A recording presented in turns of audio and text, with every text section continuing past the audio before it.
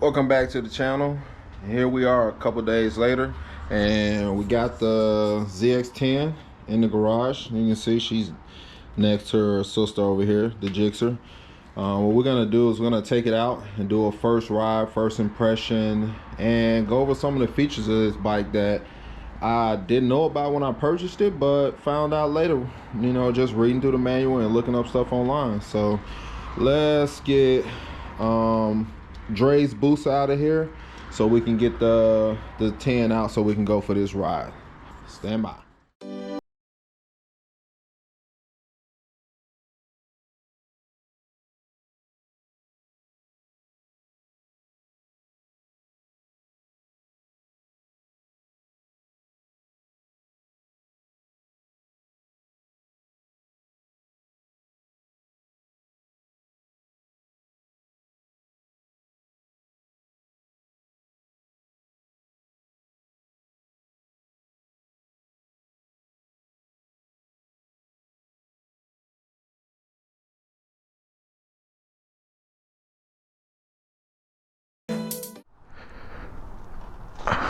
Alright, so look like the drag is low, so we may not get any draggy data today, but we are gonna go through this first ride and go over some stuff about the bike that a lot of you may not know.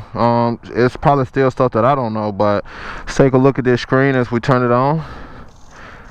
See the river mark symbol, then the dash comes up, and let's go ahead and start it up.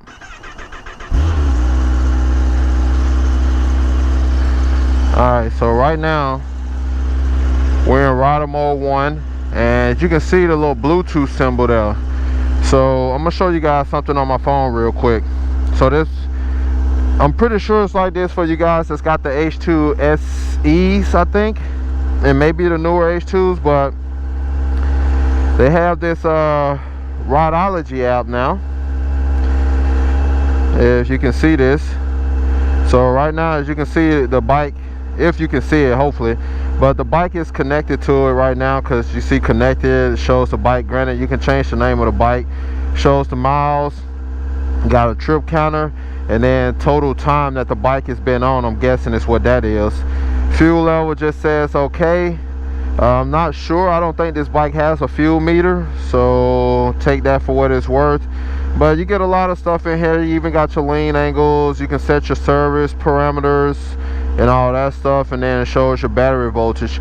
But this bike basically has a tracking app on it pretty much. So if you're getting this bike, make sure you let your insurance company know that, hey, my bike has tracking on it. It saves you about probably anywhere from $30 to $50 a year, which anything for savings when it comes to insurance on these bikes is a good thing. So let's go ahead and let's close this out and let's go riding. Right now the bike says it's 44 degrees out, so I am like double triple layered up. We do got KTRC on 5 right now, but yeah, let's go up here. Let's put these mirrors down while we're talking and not even paying attention to that.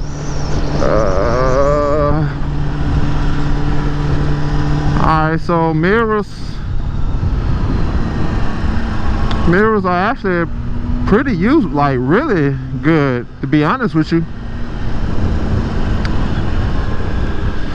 Alright, we are getting on the freeway right now, and you guys know this is my little part of the road that I get on, and I get a bike a little bit more throttle. Actually, let's just do this.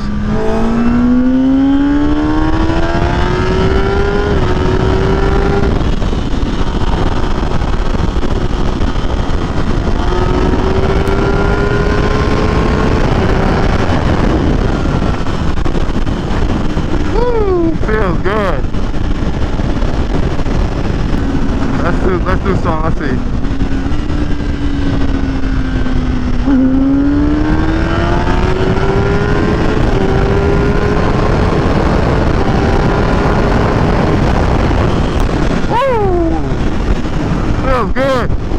quick shifter, like when I'm using it, it almost feels like the clutch is not re-engaging as soon as I let go. Like, well, not really the clutch, but it's almost, it's weird. It's like a delay. It's like if I'm pressing the clutch in myself and I'm just slowly letting it back out. That's what it feels like.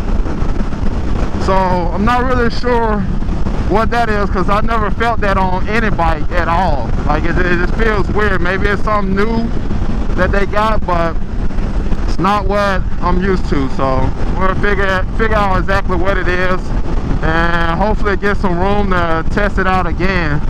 But it is cold as crap right now. It's 37 degrees. But we out here riding because you can't get a new toy and not go and play with it, right? So I'm gonna make it over here to the little spot that I normally do my beginning intros and some of that stuff at the little pond with the ducks, and then I'll get back with you guys. We got the ZX-10R, the 2021, out today for the first ride. Initial impressions. Riding the bike over here, I noticed some things about it that I'm not sure it was because the traction control is on. So since the tire should be a little bit warmer now, on the way back I'm gonna turn traction control off. I don't really use traction control often anyway. I know how to control bikes if they lift up or if they start spinning, and I'm not taking any like curves, so shouldn't be a problem. But first impressions, like just riding a bike, getting on it and coming over here, is the seating position isn't as aggressive as I thought it was. When I sat on at the dealership, I felt like I was more leaned over than I was, say, on like my Gixxer and my R1, or like pretty close to my R1. The R1s are pretty aggressive, but it's actually not that bad. The only thing that gets me is the foot pegs. Like the position for these, I feel like my knees are like almost in my damn armpits. So that's one thing that can easily be addressed.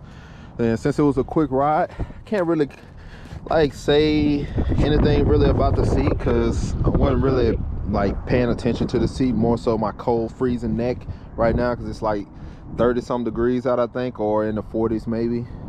But yeah, so something else about the bike that you guys I'll probably talk about more in the video is the quick shifter. The quick shift on this bike is weird. It feels different. Like I've never felt the quick shifter from the factory on a bike do what this one's doing. Like even at wide open throttle, when banging through the gears on the quick shifter, it feels like I'm still using the clutch, and it seems like I'm kind of dragging the clutch out. And I don't know if that's because the traction control or some other setting, but just something that I noticed while I was doing that. And the same thing with the downshifting. It doesn't feel smooth at all. Like I don't know what it is, but hopefully on the way back to the house, I can turn traction control off and maybe it'll feel better. But it makes the bike feel like, even in first gear with me trying to get on the throttle like hard, it makes the bike feel like it's struggling to get up to speed. So, and all this stuff is expected fresh out of the box. You got to make changes to get a bike to do what you want it to do. So I'm not surprised at all. But let's go over here to the dash. Let's turn this, and let's go in and turn. So we got rider mode right here, rider mode 1. We're going there. So we're at full. Go down, and I think we got to select it again, and then let's turn that off. Okay, click select again, go down and apply. So just in case you guys want to know, so to get into the menu, you just hit this select button right there, and that'll bring the rider menu up, and then through there you use your mode up and down buttons to go to whichever one you want, and then to select it, you go back to the select button. So that's all you do for that. Now to get into the actual menu, I think you just hold down the select button until the menu pops up like that, and then you can go through. Everything vehicle settings, so you got to go back. Obviously everything you got to press select. This is kind of weird for me doing this. And they got the shift light set at 14,000 RPM, but the bike doesn't even rev that high right now. I think I'm not sure where it's set at from the factory, but I doubt it's 14. So you got your quick shifter right there. Is unlike some other models, if you press select on it, you only have on and off.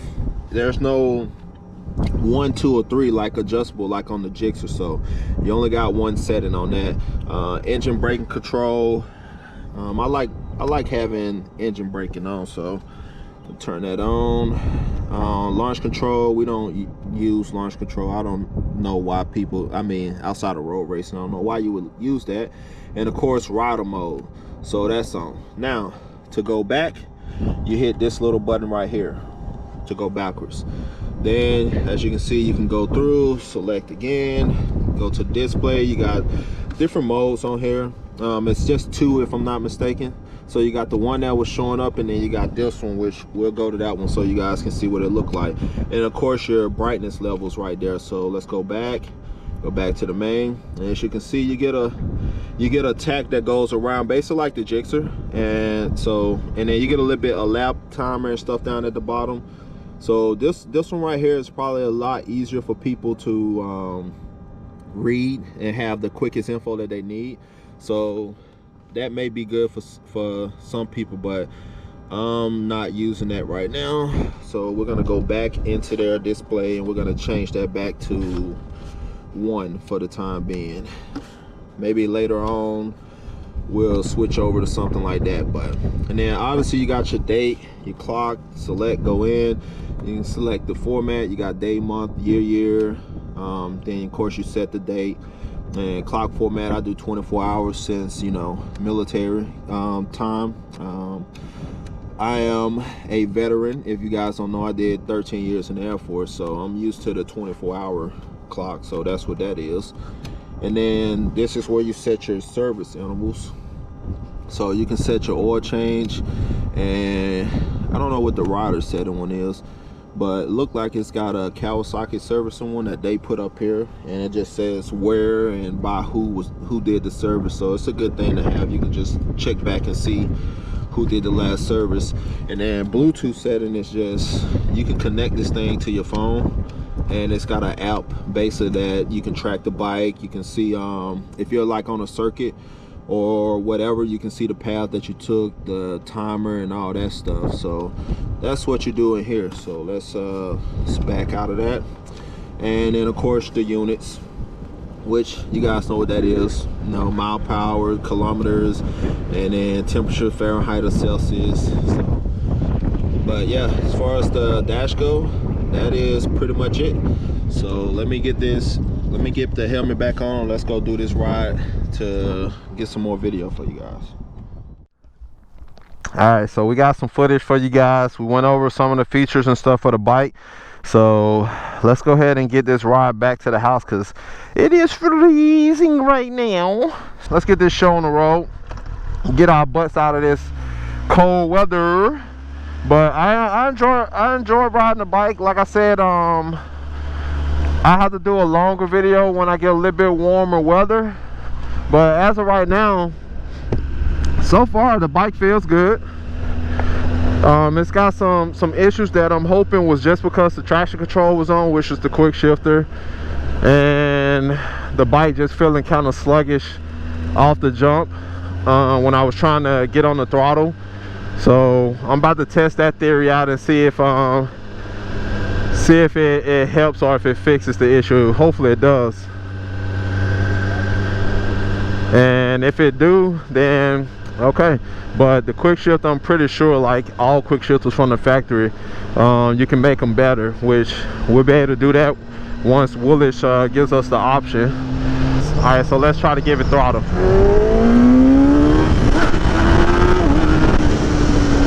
All right, so throttle works, feels a lot better. As you guys can see, it lifted up on me.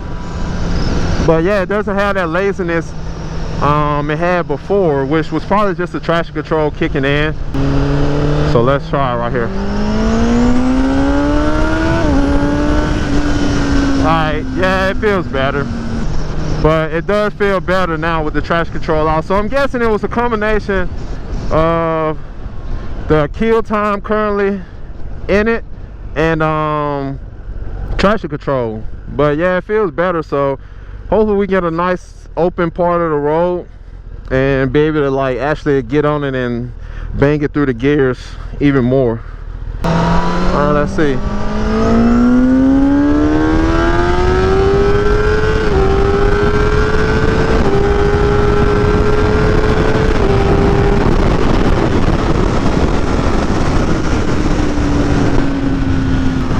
Oh my God, I can't wait to get this thing flashed so I can really feel what it can do.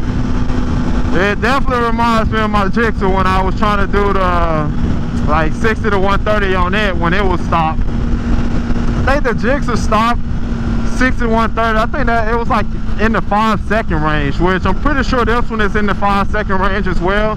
Maybe a little bit faster just because it's got a little bit more power in its stock form than my Gixxer has. It's actually got over 10 horsepower more. Because I think my Gixxer, if I remember, was like 163 or something like that, bone stock. And this bike made 178 bone stock. Let's go down to third, second, and let's pin it.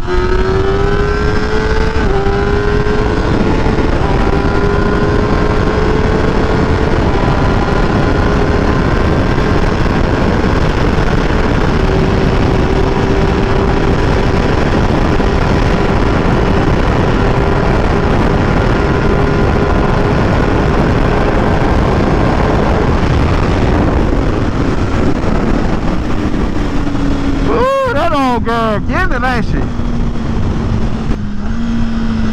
Pretty smooth downshifting right there. That was nice, really nice. But yeah, guys, my first impressions of the bike is I mean, it's what I expected.